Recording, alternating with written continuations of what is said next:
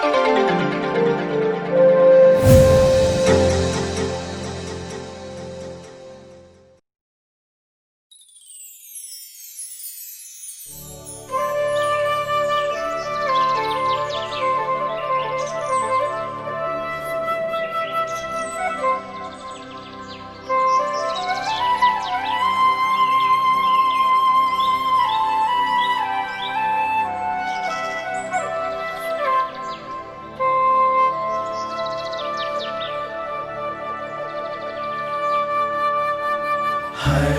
घर में ईश वचन, सत्य वचन, जीवन वचन।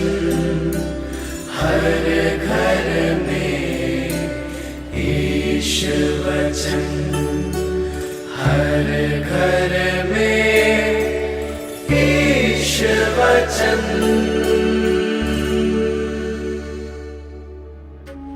आज का सुसमाचार संत लूकस अध्याय 9 वाक्यांश 57 से 65।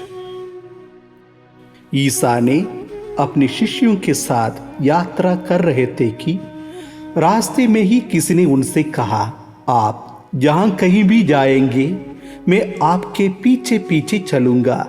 ईसा ने उसे उत्तर दिया, लोमड़ियों की अपने मादे हैं और आकाश की पक्षियों के अपने घोंसले, परंतु मानव पुत्र के लिए सिर रखने को भी अपनी जगह नहीं है। उन्होंने किसी दूसरे से कहा, मेरे पीछे चले आओ। परंतु उसने उत्तर दिया, प्रभु मुझे पहले अपने पिता को दफनाने के लिए जाने दीजिए। यीशु ने उससे कहा, मुर्दों को अपने मुर्दे दफनाने दो, तुम जाकर ईश्वर के राज्य का प्रचार करो।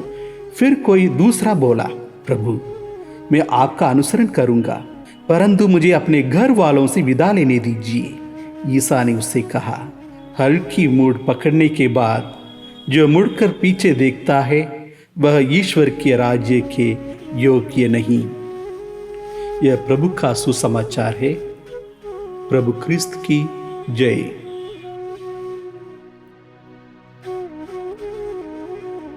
जीवन में दो महत्वपूर्ण घड़ी होते हैं। पहला वर्तमान समय, पल या क्षण। दूसरा है हमारी मृत्यु का समय।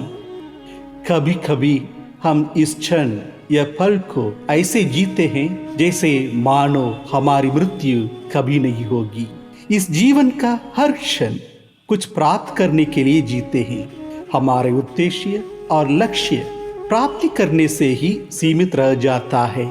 इस तरह के लक्ष्य प्राप्तिकर्ता के मन में यह प्रतिक्रिया हमेशा चलती रहती है कि अगले सप्ताह प्राप्त करने का लक्ष्य, अगले महीने के लिए एक लक्ष्य, अगले साल के लिए एक लक्ष्य, सेवानिवृत्ति के लिए एक लक्ष्य। परंतु हमारा यह क्षण या पल का लक्ष्य यदि हमारी मृत्यु की घड़ी से नहीं जुड़ा है तो हमारे सभी लक्ष्य प्राप्ति अर्थहीन है, अधूरे हैं। आध्यात्मिकता इस वर्तमान क्षण या पल और मृत्यु की घड़ी के बीच एक संबंध बनाने में हमें मदद करती है। एक आध्यात्मिक व्यक्ति आध्यात्मिकता के माध्यम से अपने इस पल को, क्षण को मृत्यु से जोड़कर अपने जीवन के लिए एक नया लक्ष्य प्राप्त करता है। वही जीवन के लिए ईश्वर का योजना बन जाती है। जीवन की घड़ी में हम ईश्वर की योजनाओं और उद्देश्य का एहसास नहीं कर पाते हैं, क्योंकि वह हमारे दैनिक जीवन की योजनाओं और लक्ष्यों से मेल नहीं खाता, परंतु उसे भंग एवं निषिद्ध करता है। आज के सुसमाचार में हम यह देखते हैं कि उन तीन व्यक्तियों को प्रभु स्वर्ग राज्य प्राप्ति की राह पर बुलाते हैं। तीनों के लिए एक योजना रखते हैं, प्राप्त करने के लिए एक नई लक्ष्य देते हैं, वह है अनंत जीवन।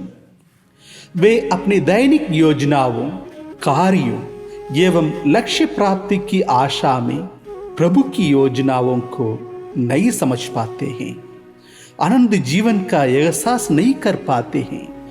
हमें प्रभु की योजनाओं और उनके द्वारा बनाए हुए हमारे जीवन के लक्ष्य को हर क्षण जानने के लिए हमें निरंतर प्रार्थना करनी चाहिए। आमीन।